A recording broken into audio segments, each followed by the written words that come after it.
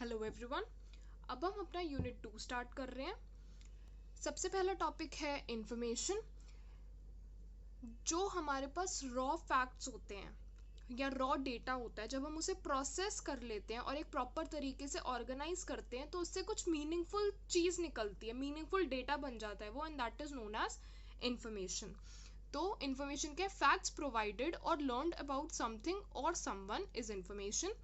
Data that is processed, data means raw data that is processed, organized and is meaningful is information. Information is the outcome of analyzing raw facts and putting them into the context. I hope it is clear.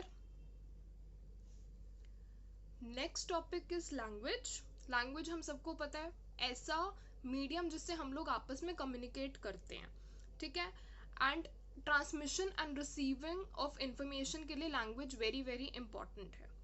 Fundamental tool for human communication, plays a vital role in transmission and interpretation of information within the stream. Stream अभी आगे next topic आएगा, I'll explain you.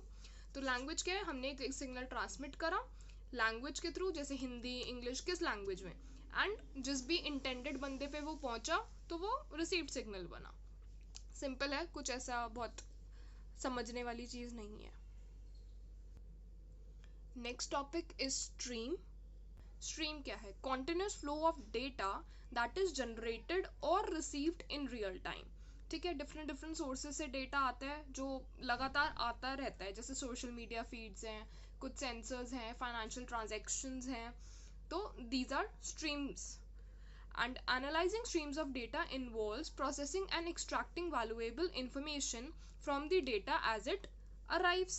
अब ये सारा जो streams of data आ रहा है, हमें इससे इंसाइट्स निकालने हैं और फ्यूचर प्रेडिक्शंस करनी है. तो इस सारे प्रोसेस में हमारी data mining, natural language processing, machine learning, ये सब यूज होता है.